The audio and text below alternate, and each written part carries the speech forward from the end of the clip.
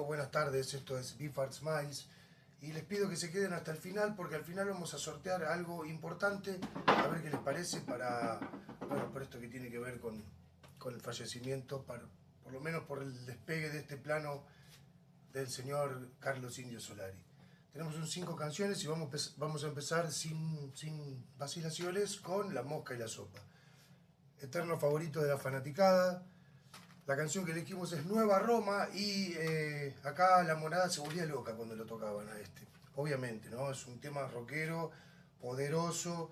Y para algunos que dicen que las metáforas de Los Redondos eran como demasiado rebuscadas, acá no hay demasiado rebusque. Es la Nueva Roma, es la ciudad hipertecnológica que te da por un lado, pero te saca por otro y te da esa falsa ilusión de libre albedrío.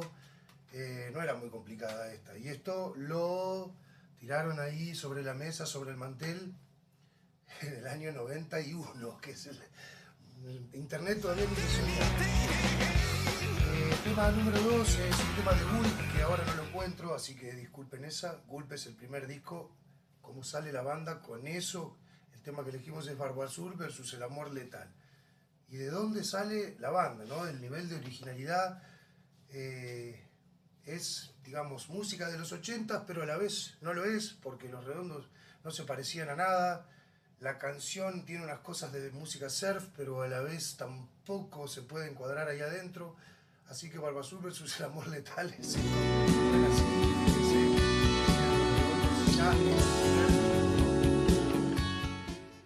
Bueno, y esto que viene ahora es el Luzbelito.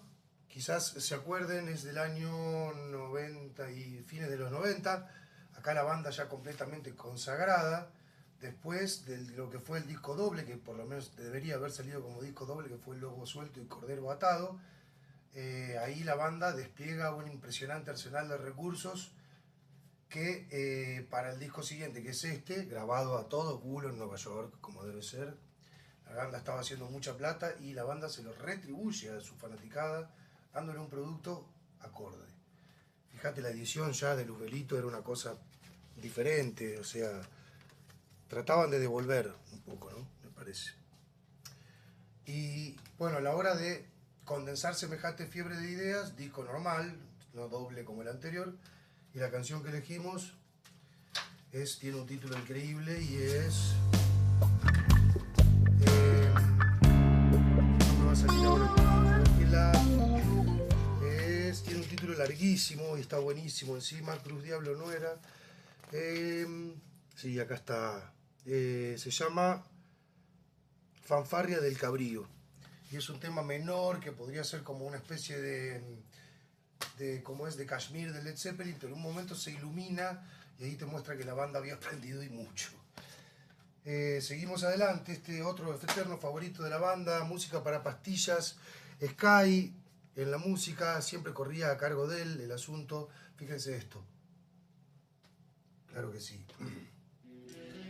Cuando, digamos, el tipo de cantante que se usaba en aquel entonces era un cantante más bien barítono o utilizando el registro grave de la voz humana, como Cerati, Richard Coleman o Ian McCallum de Deacon the Bunnymen, el indio chillaba y gritaba y bueno, y se le entendían todas las palabras, más allá de que el significado o el sentido, bueno, ahí te hacían trabajar un poquito más. Pero bueno, la canción que elegimos es Música para Pastillas, de Mazo de Octubre. Y para cerrar, estas 5 canciones del día de hoy, y dándole la despedida a Carlos el Indio Solari, merecidísima, vale mencionar que Los Redondos, la canción que elegimos es la última de acá, épico, tema épico, palabra que se utiliza un poco gratuitamente últimamente, pero acá estaría bien aplicado el adjetivo. Es todo un palo, claro que sí. Los Redondos siempre que salían en la TV o en la divina TV Führer, como decían ellos, era para alguna crítica extraña, digamos, siempre por algún motivo de por qué no le vendieron la entrada, por qué no sacar... Pero nunca hablaban de música de Los Redondos. Y acá se puede hablar de música. Es el último tema de Un Bayón para el Ojo Idiota, todo un palo, en 27 minutos pasa absolutamente de todo. Amigos, el sorteo creo que lo vamos a ver más adelante, quizás veremos de qué se trata en el video que viene, pero les agradecemos haberse quedado hasta el final. Elijan ustedes sus 5 canciones, sería muy bueno saber la opinión. Esto fue Beef Art Smiles, en Fuera de la Nada en YouTube. YouTube.